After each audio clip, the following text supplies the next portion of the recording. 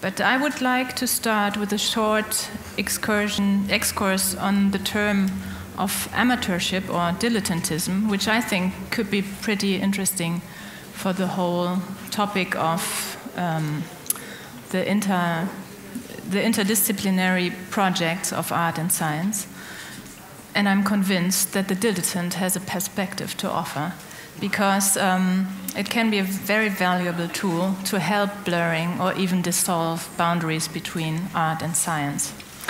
Until the middle of the 18th century, amateurs were also known as dilettantes, and the word meant something rather positive, unlike now. It was derived from the Italian word diletto, which means something like delight or great pleasure. And but since then, our view of these dilettantes, both in science and art, has changed, and nowadays it's a more dismissive term that describes a non-expert who, in contrast with the professional, has no real specialization. But on the other hand, isn't it incredibly valuable and satisfying to do and study something with greatest pleasure and enthusiasm and fun, and not care so much about disciplines and their boundaries and distinctions? So I would like to ask you to think about this concept of the dilettante as somebody who does something with greatest pleasure. And I think, I'm looking forward to these 3 inspiring lectures ahead of us. And I would like to keep in mind, what role in a positive sense can the dilettante have? Or more precisely, what can be the role of dilettantism in the truest sense of the word, as delight and great pleasure develop when art and science meet and mingle at institutions like the following 3 that the next speakers will present. So I'm very happy to introduce Claude Dantenez.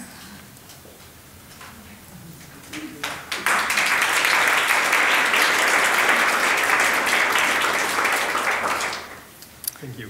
Thank you. He's the director of the Musée de la Chasse et de la Natur in Paris since 1998, and with a background in heritage conservation, Claude has served for the Cultural Service of French Foreign Affairs, for example, in Singapore, until he joined the Musée de la Chasse. The Musée de la Chasse itself was opened in 1967 by André Malraux, who was then the Minister of Culture of France, which is interesting, I think, because we mainly know him as an author of literature and film. And I'm now very curious to hear what Claude does in his museum where historic collections and contemporary art meet. So.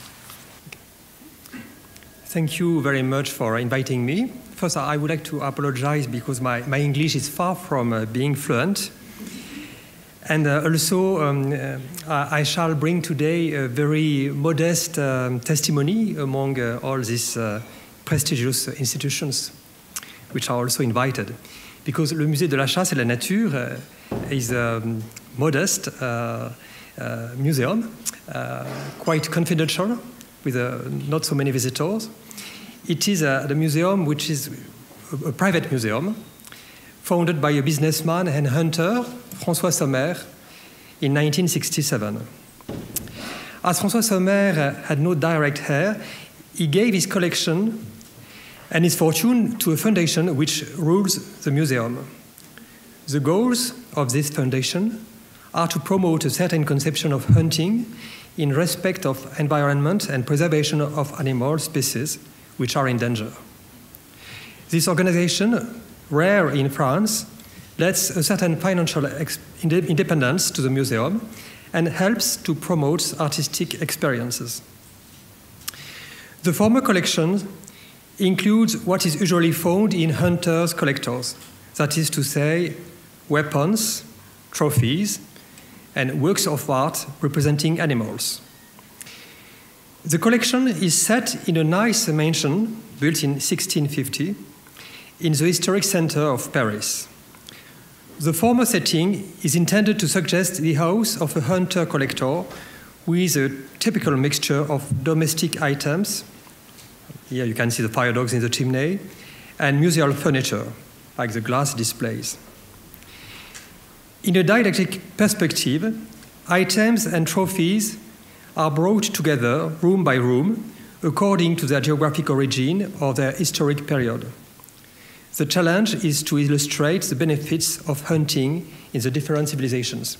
Of course, the pictures I show represent the museum before it was reorganized. So, for example, here you have the Salle d'Asie with the trophies from Asia. And here the Salle d'Afrique, as it was when François Sommer did it in the 67, with all the trophies. This part of the collection, African trophies, is specially developed as François Sommer was fond of safari. He accumulated trophies. When François Sommer created his museum, hunting was not especially badly considered. French society remained close to its rural roots. Public opinion didn't reject any kind of violence against wild animals, as it will do 30 years later with the current alienation from nature in the French society, as in all the in contemporary societies. So, hunting could be seen as an unattractive theme. At the end of the 80s, Parisian public is not attracted by the museum, despite the interest of the collection of paintings, including masterpieces by Chardin, Desportes, Cranach, and so on, and despite the quality of the architectural context, the number of visitors regularly decreases. At the end of the 90s, there are only 7,000 visitors by year. So it can be an opportunity to close the museum. Actually, the museum has an ambiguous positioning. It is true that the original display introduces ambiguity. For example, in the African room, you can see how trophies are mixed with ethnic items and European weapons according to neocolonialist bias. It celebrates, of course, the superiority of the Western man and glorifies his victory on the wild. Among the items presented in this room, the presence of gorilla specimens among hunting trophies can be seen as an unnecessary provocation to ecological and anti-speciesist supporters. And more than everything, the Muséum de la Chasse et la Nature can be seen as a museum for specialists. Many sets of repetitive objects, trophies, guns, accessories, make the visit uninviting for the non-specialist. It is a situation that I found when I took the direction of the museum in 1998. I did it as an amateur or dilettante because I'm not a hunter myself. At that time, the board of the museum had decided to renovate completely the museum and to extend it by the purchase of the adjoining building. This was done to complete François Sommer's testimonial will. The board gave me certain specifications concerning the respect of, yes, sorry, I forgot, this is to show the Museum for Specialists with all the series of items. The board gave certain specifications concerning the respect of the original decorative spirit, which was done like a musée maison, a private mansion, but also a museum, and also to respect pedagogy about the legitimacy of hunting. In return, I got the issue of hunting would be included in more general terms concerning the relationship of humans and to the wild. I also got that the collection should open to contemporary art. That's a matter today. So, contemporary art was commissioned to complete the collection. Actually, it was impossible to illustrate an history of the relationship of human and to the animals from prehistoric time to our days with works of art exclusively previous to the 19th century. It's why I gave a few orders, or I purchased pieces like this farm set by Pascal Bernier, in order to show how agricultural development tends to consider the animal as a machine. You see here a box covered with mirrors which evokes the breeding of chickens. Another piece which was also ordered to complete the collection by Patrick van Kackenberg, Atlas d'une cosmogonie. This piece was precisely commissioned to the artist in order to illustrate how the evolution of science since Darwin, Sigmund Freud, and the ethologists questioned the gap between mankind and animals. As you can see, it was an excellent opportunity for me to use the two gorillas that I couldn't keep among the trophy room. The African room was reorganized as a general trophy room, including all the exotic species hunted by François Sommer and his friends. Each specimen is perfectly documented on a naturalistic point of view, because I had to match this approach, serious approach, with a more poetic and dilettante one. For example, I purchased this photo by Oleg Kulik, a large photo by this Russian artist, hung in the trophy room, plays as a mirror, showing the fascination that exotic wildlife has on us, face-to-face between the stuffed animal and the visitors. I also ordered Marc Dion's this cabane sommaire in order to evocate François Sommer and his wife with this installation. Marc Dion wanted to evoke the hunting lodge in east of France. Marc chose in the reserves of the museum various personal items related to the founders, including portraits, wedding presents, furniture, and so on.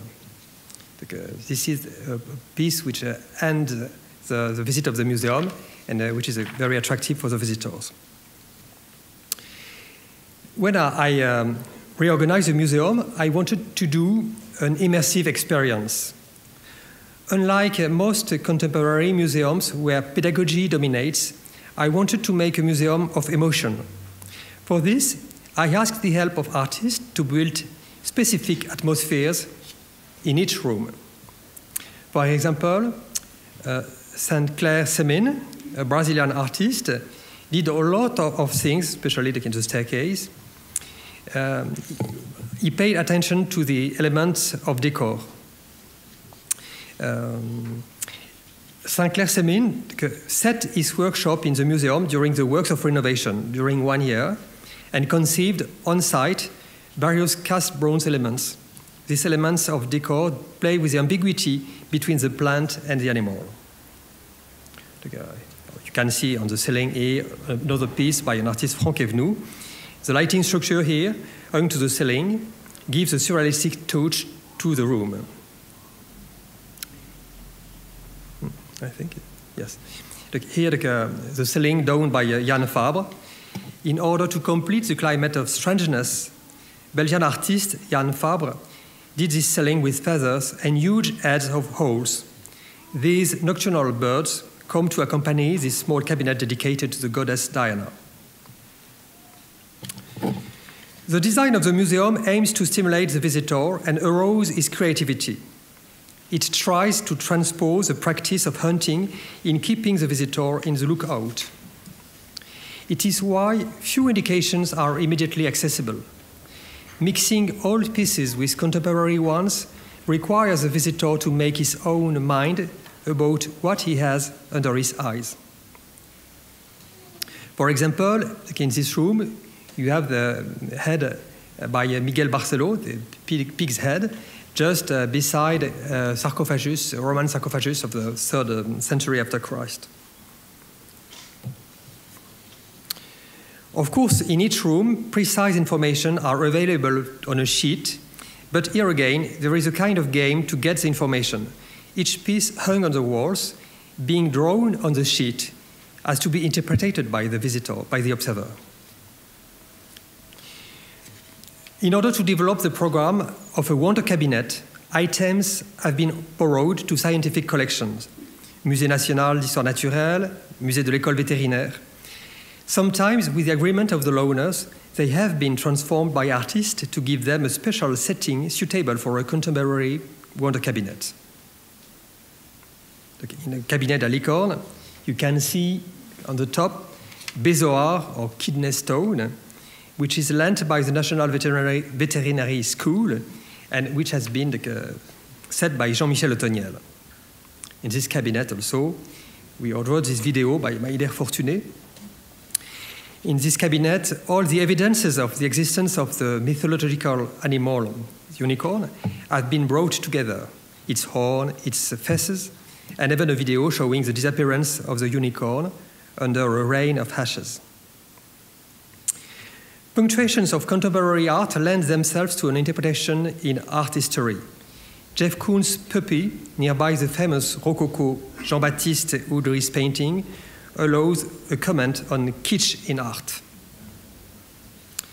In the same room, Elmar Trinkwalder did this canal in order to match perfectly with the ceramic stove of the 18th century beside Koons' puppy. The function and the detection of Trinkwalder's piece is not immediately clear for the visitors. This contributes to the general ambiguity of the museum. The artist helped to make traps for visitors, fake items, fake specimens, to keep them attentive. For example, here you have a fake collection of whistles to capture the birds, presented in a traditional museum setting. Most of the visitors actually don't understand that it is a contemporary piece, and they pass away thinking it is very serious.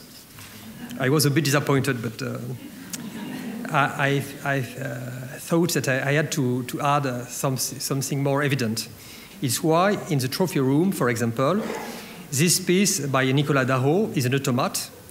Among the trophies, this fake specimen is moving its eyes and watch the visitors. And sometimes it calls them in an unintelligible voice. In this pantry, a graphist artist, Toff, did tin cans to preserve animals in danger. It is a humoristic way to introduce the Washington Convention on protected species. Sometimes artists are called to play with the specific procedures, disposals, and equipment of museums. For example, when works are displaced for restoration or exhibition, they can be replaced by what we call in French fantôme, ghost. Here, another work specially commissioned with the same size and precisely referring to the missing picture. And you see it hung in the place where should have been the original painting. Another ghost, we lent the Chardin painting, and you can see below the ghost by Anne de Leporte. In addition to the discrete surveillance camera displayed in the Musée, some are contemporary fakes by Rodolphe Huguet, done with a package of biscuits and a bramble. Another goal of these punctuations is to help to renew interest when series are displayed and can be a bit boring. Even if the collection of guns gathered by François Sommer has an exceptional quality, its display can be fastidious for the non-specialist. It is why we introduce some anomalies, like here, this piece by Rodolphe Amadis, among the guns. Or sometimes a few disruptive elements, like this metal jellyfish by Milan Guyen, and so the guns look like a fish bun. I don't know if it's the English word. These disruptive elements bring an aspect of poetry in the naturalist collection. For example, here in this display, you have the nest, and among the nest, a ceramic nest by Laure Tixier. You see it in the detail, showing how the violence in the human environment interferes on the animals themselves, on their behavior also. Or more discreet, this prosthesis in gold by Benjamin Lignel in the display for the birds. This poetic dimension is present everywhere in the museum with discrete interventions. For example, Françoise Petrovich would add this small feet to the collection of or these drawings on paper among the display of ceramic. For temporary exhibitions, artists can be called to work with items of the permanent collection. For example, here a collective of artists from Netherlands, PIG, P-I-G, used many trophies from the collection to do this exhibition in the temporary exhibition gallery. Even if there is a hall for temporary exhibition, designed as a traditional white cube, generally, the artists prefer to confront their own works to the permanent collection galleries. This was inaugurated with Françoise Petrovich. She specially produced all the pieces of the exhibition to match with each room. This makes the curatorial experience totally exciting. For example, she did this glass doll, which was hung in a glass display in the weapon room as a potential target. These glass pieces were done to create this one, to create a symmetry effect with the dog collars on the other side of the table. Well, part of the exhibitions try to focus on questions related to environment, because we try to support a purpose on the question of environment. For example, here the pig, which is talking about species in danger, and which used one of the rooms to show a few items from our collection. Some exhibitions are more involved in the question of defense of environment and the limit of hunting, here by Marion Laval-Jantet, which presents the American bison, and another piece. And you see how the artists enjoy to set their intervention in the very traditional setting of the permanent collection. The museum is also a place for performing art. We inaugurated this collaboration in 1998 with Gloria Friedman, who did this intervention in the courtyard of the museum in order to explain the way all the elements of composing nature are recycled in a permanent cycle. Or ici, Romain de Novellis. And this was one of the performances which was extremely popular. It's Abraham Poincheval, who stayed completely locked in this stuffed bear during 13 days in a room of the museum. Well, now I want to conclude. I think after 10 years of this experience, I can say that it is a positive account. This experience of introducing contemporary art gives a larger visibility in the media. Now our exhibitions are quite visible in the press. And an increase and diversification of visitors' attendance. I'm quite happy on this point of view, because I told you that when I arrived we had 7,000 visitors. Now it remains very confidential, but last year we had 70,000, which is not so bad. And it still increases, which makes, which is probably the symptom that now the title of the museum is no more perceived by the public like a program, but more like a brand. And so the visitors do not fear to come. Less positive aspect, of course, I got a controversial reception by the traditional hunters, which was, I presume, among the 7,000 visitors when I arrived, and they lost a bit their own mark. And maybe the most difficult point is that we have to find the right balance between the development of the activities and the conservation of the collection. I understand in my very small staff, I have one collaborator who is especially in charge of the preservation of the collection, and which is always extremely nervous about the way the artist uses the collection. Well, that's it.